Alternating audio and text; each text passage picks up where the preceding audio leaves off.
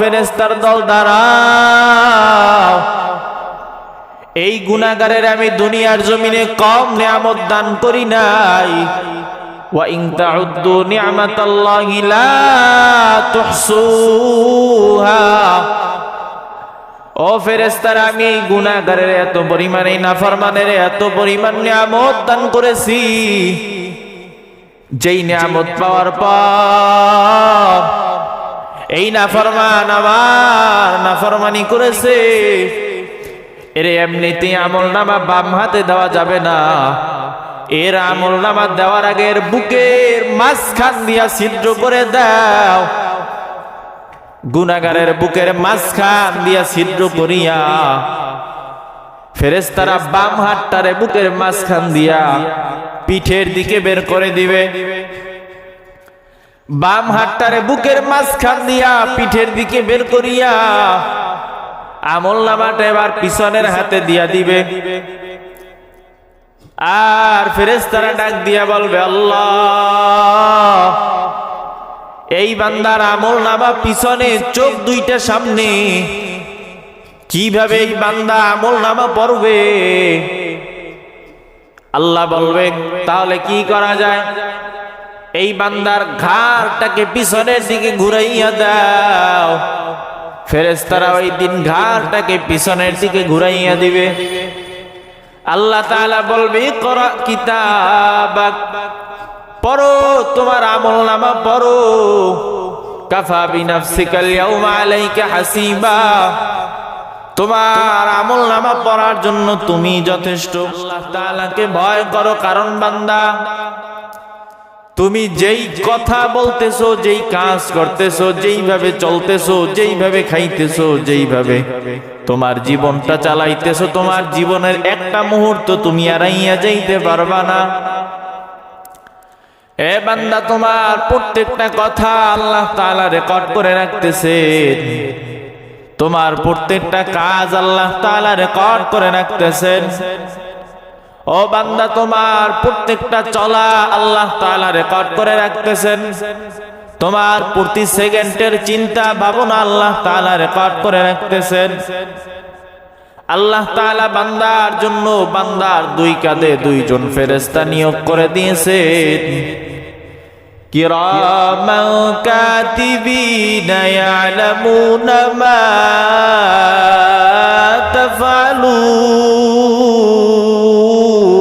তাফআলুন।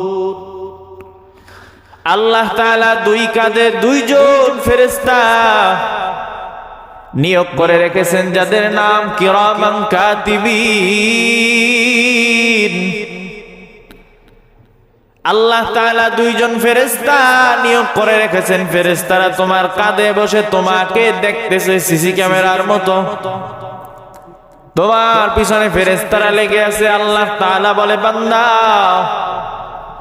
আমার কাছে আসবা, তুমি দুনিয়াতে যা কিছু করেছো সব একদিন আমার সামনে এসে দেখতে পারবা। বান্দা, তুমি মনে করতেছো তোমার কাজ দুনিয়াতে কেউ দেখে না, তোমার অন্যায় দুনিয়াতে কেউ দেখে না। ও চাকরিজীবী, তুমি টেবিলের তল দিয়ে ঘুষ খাও, মনে করতেছো দুনিয়ার কেউ তোমাকে দেখে না। আল্লাহ বলে, বান্দা, আমি আল্লাহ তাআলার চোখ ফাঁকি দেওয়া সম্ভব না। তুমি মনে করতেছো তোমার গুনাহ কেউ জানে না, তুমি যে পাপ করতেছো কেউ জানে না। আল্লাহ বলে, বান্দা, আমি সব জানি। আমি আল্লাহকে ফাঁকি দেওয়া, আমি আল্লাহকে ধোঁকা দেওয়া সম্ভব না। বান্দা, আমি আল্লাহ তাআলা তোমার জন্য একটা সারপ্রাইজ রাখছি, তোমার জন্য একটা মুহূর্ত রাখছি। ওই মুহূর্তটা হলো আমলনামার দিন। আল্লাহ তাআলা আমলনামা সম্পর্কে কোরআনুল কারীমে বলেন, মালি হাযাল কিতাব, এটা এমন একটা কিতাব, লা ইগাদিরু সাগীরাতান ওয়ালা কাবীরাতান ইল্লা আহসাহা। ও বান্দা, তোমার সম্পদের কিতাব, তোমার আমলের কিতাব আল্লাহ তাআলা এই কিতাবটা তোমার জন্য রাখলেন। এরে বান্দা, আল্লাহ তাআলা এই কিতাবের ভিতরে তোমার সারা জীবনের কাজটাকে, তোমার সারা জীবনের ইবাদতটাকে, তোমার সারা জীবনের বন্দেগীটাকে আল্লাহ তাআলা লিপিবদ্ধ করে রাখতেছেন। শুধু তাই না বান্দা, লা ইগাদিরু সাগীরাতান ওয়ালা কাবীরাতান ইল্লা আহসাহা। যখন বান্দা এই কিতাব মানুষকে দেওয়া হবে, এই আমলনামা যখন মানুষকে দেওয়া হবে, তখন মানুষ চিৎকার করে করে বলবে, এটা কেমন কিতাব! এই কিতাবে আমার জীবনের ছোট্ট একটা আমল বাদ পড়ে নাই, আমার জীবনের ছোট্ট একটা নেকের কাজ বাদ পড়ে নাই। আবার কেউ চিৎকার করে বলবে, এটা কেমন কিতাব! আমার জীবনের ছোট্ট একটা গুনাহ কেন বাদ পড়ে নাই। এত আশ্চর্যজনক একটা কিতাব আমলনামা আল্লাহ তাআলা বান্দার হাতে ওই দিন দিবেন।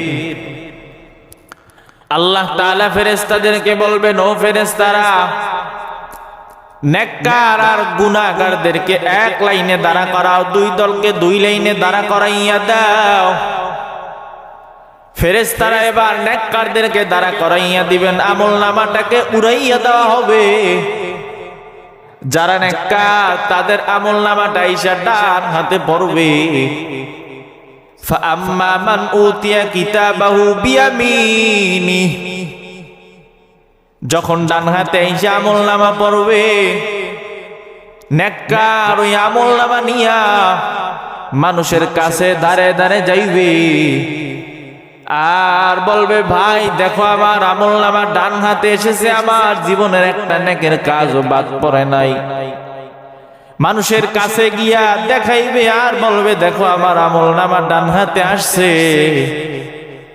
দুনিয়ার জমিনে আমরা পরীক্ষার রেজাল্ট বের হলে যেমন সবাইকে দেখাই, ওই দিন নেককার ডান হাতে আমলনামা পাইয়া খুশিতে মানুষকে দেখাইবে আর বলবে, ভাই দেখো দেখো আমার আমলনামা ডান হাতে চলে আসছে। আমি জানতাম আমার একদিন এই বিচারের সম্মুখীন হতে হবে, আমি জানতাম আমার একদিন হিসাব হবে। আমি এই জন্য আমার জীবনটাকে খুব সুন্দরভাবে আরামায়েশ না করিয়া আমার জীবনটাকে হালালের উপর দিয়া সুন্দরভাবে চালাইলাম। এই কথা বলবে আর মানুষের দাঁড়ে দাঁড়ে গিয়া দৌড়াইবে আর বলবে, দেখো আমার আমলনামা দেখো। তার হবে সব থেকে আনন্দের দিন। যার আমলনামা ডান হাতে চলে আসবে তার আর কোনো চিন্তা থাকবে না। এবার আল্লাহ তাআলা ফেরেশতাদেরকে বলবে, ও ফেরেশতার দল, গুনাহগারদেরকে আমলনামা দিয়া দাও। ফেরেশতারা গুনাহগারদেরকে আমলনামা দেওয়ার জন্য যখন যাবে, আল্লাহ তাআলা বলবে, ও ফেরেশতার দল দাঁড়াও। এই গুনাহগারের আমি দুনিয়ার জমিনে কম নিয়ামত দান করি নাই। ওয়া ইন তাউদ্দু নি'মাতাল্লাহি লা তুহসুহা। ও ফেরেশতারা, আমি এই গুনাহগারের এত পরিমাণ, এই নাফরমানের এত পরিমাণ নিয়ামত দান করেছি, যেই নিয়ামত পাওয়ার পর এই নাফরমান আমার নাফরমানি করেছে, এর এমনিতেই আমলনামা বাম হাতে দেওয়া যাবে না। এর আমলনামা দেওয়ার আগে এর বুকের মাঝখান দিয়া ছিদ্র করে দাও। গুনাহগারের বুকের মাঝখান দিয়া ছিদ্র করিয়া ফেরেশতারা বাম হাতটারে বুকের মাঝখান দিয়া পিঠের দিকে বের করে দিবে। বাম হাতটারে বুকের মাঝখান দিয়া পিঠের দিকে বের করিয়া আমলনামাটা এবার পিছনের হাতে দিয়া দিবে। আর ফেরেশতারা ডাক দিয়া বলবে, আল্লাহ, এই বান্দার আমলনামা পিছনে, চোখ দুইটা সামনে, কিভাবে এই বান্দা আমলনামা পড়বে? আল্লাহ বলবে, তাহলে কি করা যায়? এই বান্দার ঘাড়টাকে পিছনের দিকে ঘুরাইয়া দাও।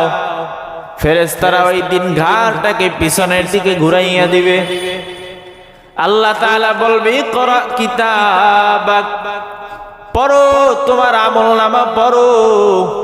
কাফা বিনাফসিকাল ইয়াউমা আলাইকা হাসিবা, তোমার আমলনামা পড়ার জন্য তুমি যথেষ্ট। বান্দা আমলনামা পড়বে আর আল্লাহ তাআলা বলবে ও বান্দা বলো আমার ফেরেশতারা কি কোনো কিছু বাড়াইয়া লাগছেনি? আর ওই বান্দা বলবে আল্লাহ আমার জীবনের কোনো কাজ ফেরেশতারা বাড়াইয়া লেখে নাই, কোনোটা কমাইয়াও লেখে নাই। আল্লাহ তাআলা বলে বান্দা এই দিন যে আসবে, এই যে একটা দিন আসবে তোমার সব হিসাবের সম্মুখীন তোমার হতে হবে। এই দিনটাকে ভয় করো, আমি আল্লাহকে ভয় করো। কারণ হলো আমি আল্লাহ তাআলা তোমার এই দিনটাকে সামনে হাজির করিয়া দিব। এই দিন তুমি কোনো কিছু মিথ্যা বলতে পারবা না। তারপর একদল বান্দা আসেনি মিথ্যাবাদী, আসেনি? একদল আছে মিথ্যাবাদী, যদি কথাই না বলেন আসার দরকার কি ছিল? বলেন। একদল মিথ্যাবাদী দুনিয়াতেও মিথ্যুক, আখিরাতেও গিয়ে আল্লাহর কাছে মিথ্যা বলা শুরু করবে আর বলবে আল্লাহ দুনিয়াতে আমি তো নামাজ পড়েছি, রোজা রেখেছি, হজ করেছি, যাকাত দিয়েছি, মিথ্যা কথা বলি নাই। এই কথা যখন বলবে আল্লাহ তাআলা বলবে বান্দা তুই কি আসলেই করেছো? বলবে হ্যাঁ করেছি। বলে আর কি করেছো? বলে আল্লাহ এই হাত দ্বারা মানুষের উপকার করেছি, মানুষের কত উপকার করেছি। আমলনামা দেখবে আর বলবে আল্লাহ এই গুনাহটা আমি করি নাই, এই গুনাহটা আমি করি নাই। বারবার আল্লাহ তাআলাকে বলবে আল্লাহ এই গুনাহগুলো আমি করি নাই। এবার আল্লাহ তাআলা বলবে মুখটারে সেলাই করে দাও। ওই বান্দার মুখটারে সেলাই করে দিবে, জবানটা বন্ধ হয়ে যাবে। জবানটা যখন বন্ধ হয়ে যাবে এবার হাত কথা বলা শুরু করবে, আঙ্গুলগুলা কথা বলা শুরু করবে, পা কথা বলা শুরু করবে, বান্দার ঠোঁট কথা বলা শুরু করবে। ও আল্লাহ আমি ঠোঁটকে দিয়া বান্দা গালি দিয়েছে, জিহ্বাকে দিয়া গালি দিয়েছে। ও আল্লাহ আমার কান দ্বারা, আমি কান দ্বারা বান্দা অশ্লীল জিনিস শুনেছে, গান বাজনা শুনেছে। ও বান্দা, ও আল্লাহ এই জিহ্বা দ্বারা বান্দা গীবত করেছে। ও আল্লাহ এই হাত দ্বারা জুলুম করেছে। ও আল্লাহ এই পা দ্বারা মানুষের উপরে অত্যাচার করেছে।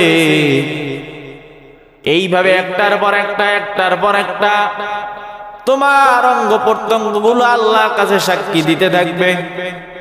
আজকে যেই হাতের এত যত্ন নাও, পায়ের এত যত্ন নাও, আজকে যেই চেহারার এত যত্ন নাও, ওই দিন তোমার হাত, তোমার পা, তোমার চেহারা, তোমার কান, তোমার নাক, তোমার চোখ সব কিছু আল্লাহর কাছে সাক্ষী দিয়া দিবে।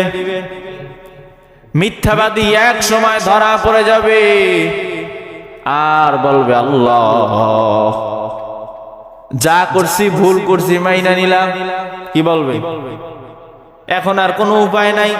আবারও মিথ্যা কথা বলবে, আল্লাহ আমার হাত মিথ্যা কথা বলতেছে, পা মিথ্যা কথা বলতেছে, চোখ মিথ্যা কথা বলতেছে। এই হাত পা সাক্ষী দেওয়ার পরেও বলবে আল্লাহ না, এগুলো মিথ্যা কথা বলতেছে। বলে তাই নাকি? বলে হ্যাঁ।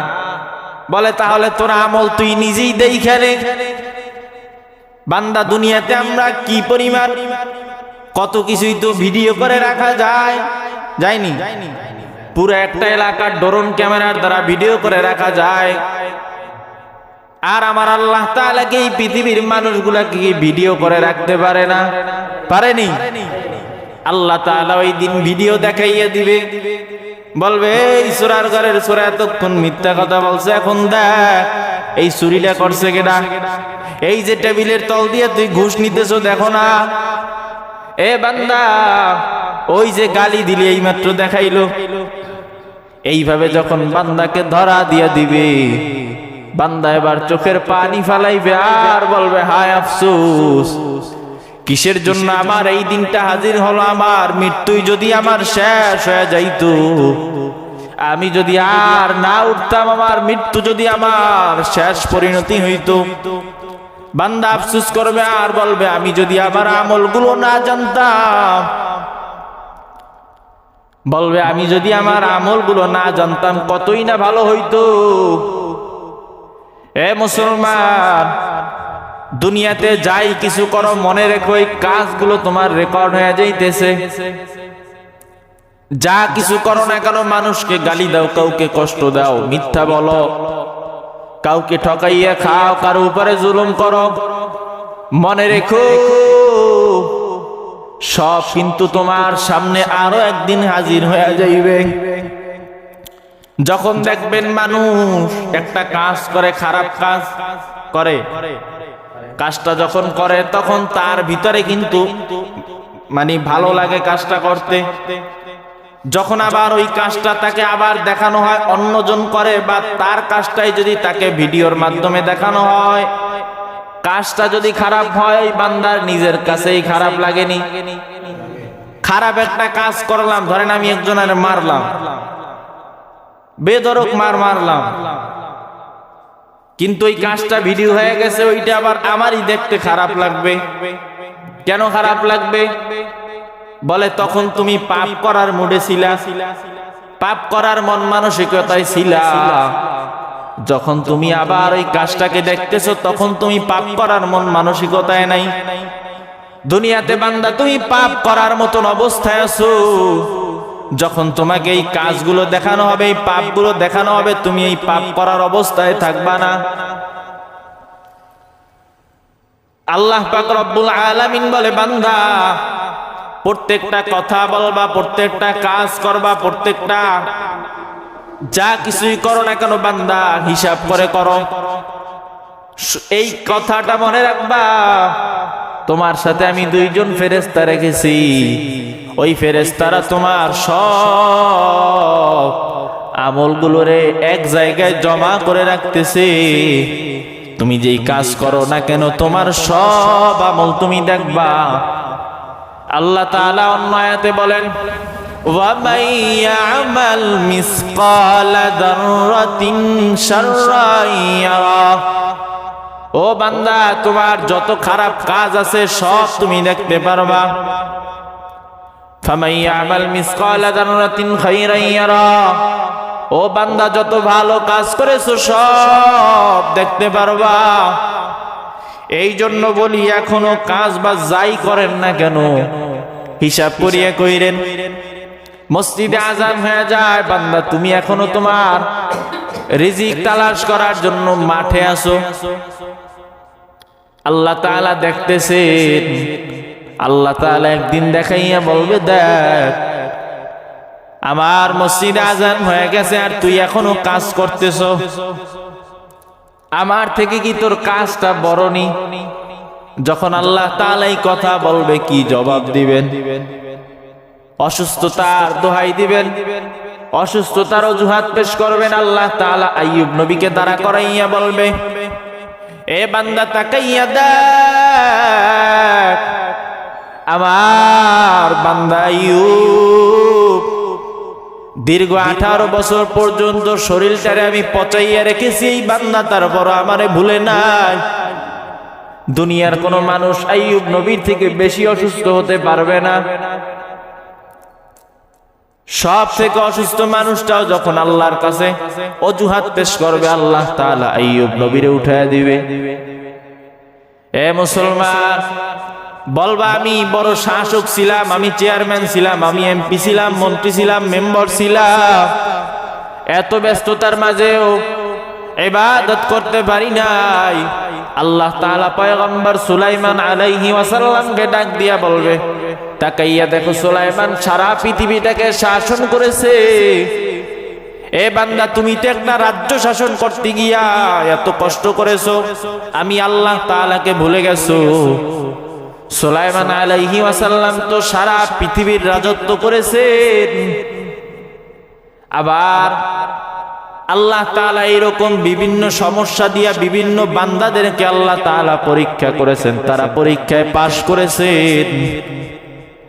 এইভাবে বান্দা তুমিও যখন আল্লাহর কাছে অজুহাত পেশ করবা, আল্লাহ তাআলাও তোমার সামনে এই মানুষদেরকে দাঁড়া করাইয়া বলবে, তারা যদি পারে তুমি কেন পারো নাই? আর আল্লাহ তাআলা ওই দিন দূর দূর করে তাড়াইয়া দিবে। ওয়াসিকাল্লাযীনা কাফারু ইলা জাহান্নামা যুমারা। আল্লাহ তাআলা ওই দিন কাফেরদের মতো তোমাকেও বলবে, কাফেরদেরকে বলবে, ও ফেরেশতারা এদেরকে জাহান্নামের দিকে টেনে টেনে নিয়ে যাও। ওই দিন যারা গুনাহগার হবে তাদেরকেও বলবে, ও ফেরেশতারা এদেরকে জাহান্নামের শিকল লাগাইয়া টেনে টেনে নিয়ে যাও। এ বান্দা যতই কাজ করো ওই দিনটাকে মনে রেখে কাজ করিও।